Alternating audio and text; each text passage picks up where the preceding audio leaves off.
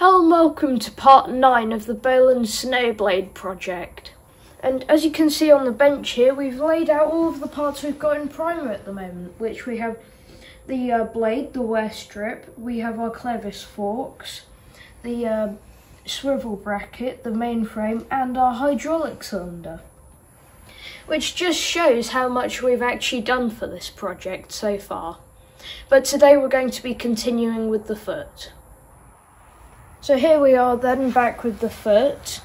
As you can see, you might remember from the last video, we did the bend and that looks quite good sitting next to the actual Bolens one. And the jobs we have left to do are to mill these slots on this one, which you can see we've actually marked out for. We need to cut a bit of metal to fit in here as a reinforcement. We need to drill a hole there, and then we need to bend up the end and these two sides. We've set the bracket up in the mill now. As you will have seen, we had it all marked out on the other side, but because we couldn't fit it in the other way up, we've had to do the markings on this side and put a different mill vise in. But now we've done that, it all fits, so let's do it.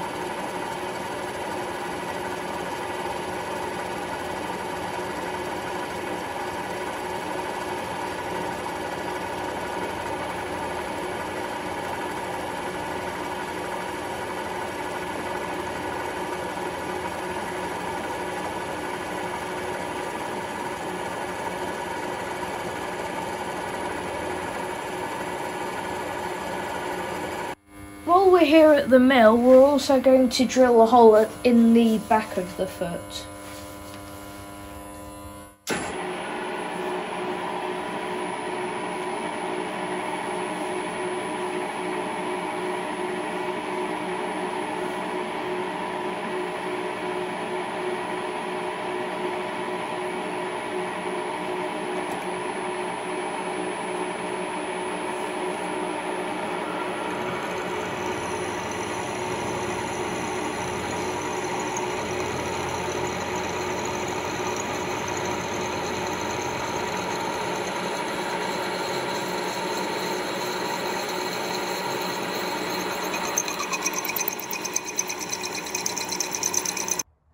We're happy with how the milling and drilling went, and now we're going to bend up the end, which we're a bit apprehensive about, but let's do it.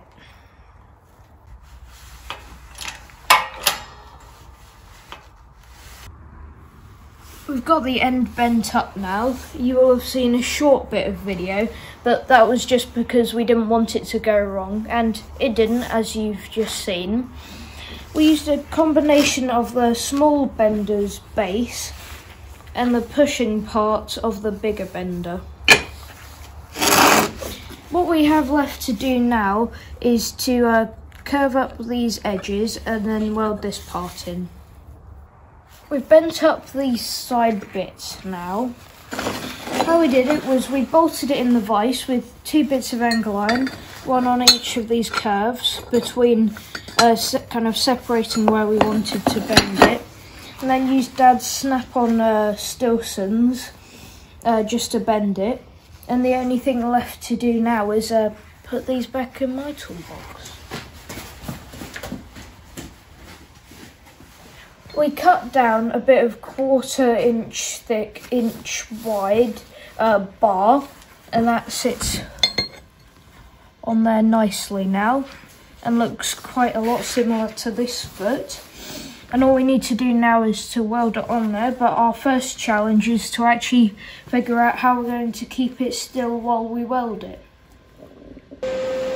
As you can see here, we've got it in a right-angled welding clamp with another clamp here, and that's just holding that down nicely, ready to weld. And as you can see on this one, it's only welded on one side, so because we want this to look as original as possible, we're going to copy that.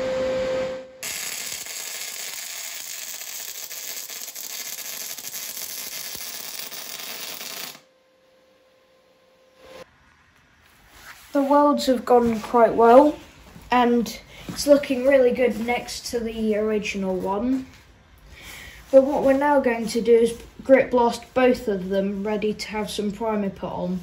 And hopefully once they're grit blasted, they will look identical.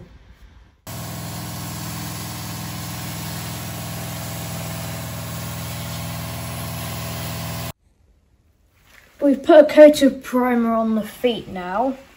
And with those finished, let's just go over what we need to do still. We need to make up 2 of these pins, which are how we're going to hold the snow blade to the tractor, and 4 of these ones, which will go one on each end of the push rods and will go into the clevis forks that we made in a previous video. For those pins, you can see we've got some stock here. And for the actual push rods, voila, we have these, which we ordered quite a long time ago. But we weren't fully sure on the length of them, which is the only thing that we weren't actually fully sure on for the measurements, because Chris's one didn't have any push rods. So we put a post on Garden Tractor Talk, the forum, and thanks to KJM Weld for giving us the measurements, Ken. Thank you. They are 22.5 inches long, and then we've got how long the threads need to be, and these are 5/8 hardened steel rod.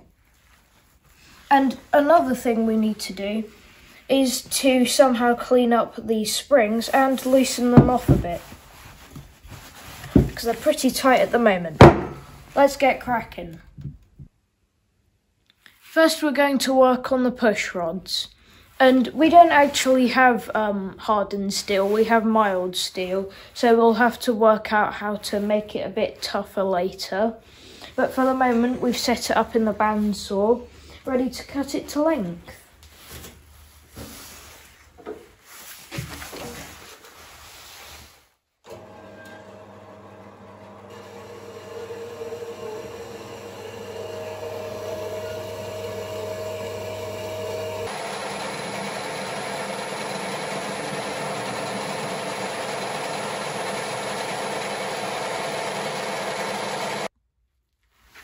To cut the thread, here we have the die in the assembly, and you can see here this is actually wedged up against this, so when we start turning it, that can't actually move. And me and Dad, one of us, is going to be turning the chuck by hand because the lathe's in neutral, and then the other person will be taking in the slack on the tailstock to keep this onto here, and then as soon as that can take itself in, then we'll just move this along to make sure that that stays wedged. We have the thread finished now, and I'm just going to unwind this.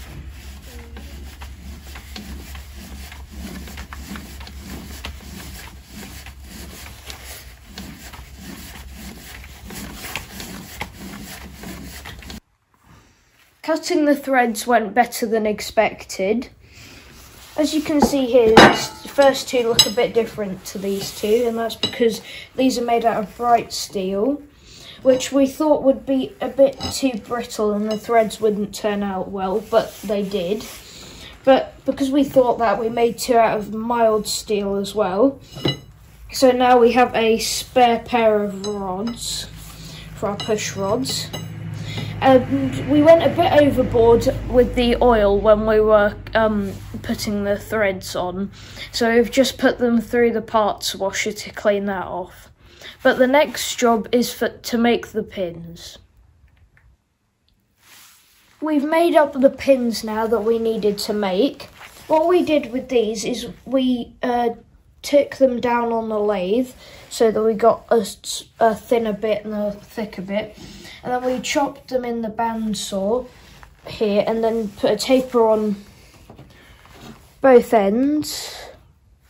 And then we drilled the hole through for the R-clip. And we did that on both of the bigger ones and all 4 of the smaller ones. And there's some video of us making them. Roll the clips.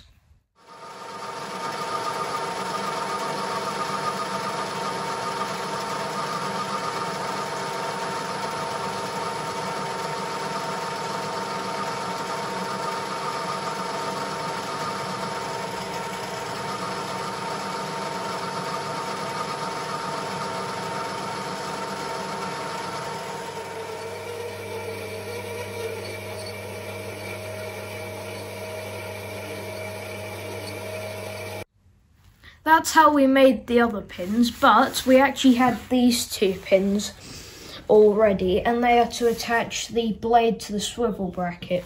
I put them in the grip blaster and cleaned them up, and as you can see they're now in primer, like the other pins. Our final job for today is to clean up the springs. And we started going over them with sanding paper, just a bit like that, but it's only just touching it, and we need to clean up the entire thing so we can get a good layer of primer on it. So we've come up with this contraption. We have these 2 bits of threaded rods here. You can see the 2 nuts here and 2 nuts here holding it up against this, and we've got the spring in here with these 2 parts, which were actually off our press, but we upgraded the press ones. So we're using the originals for this. And I have this 19mm spanner. I put this on here, then put the impact on the end here. Then as I do this, ideally you do it equally on both sides.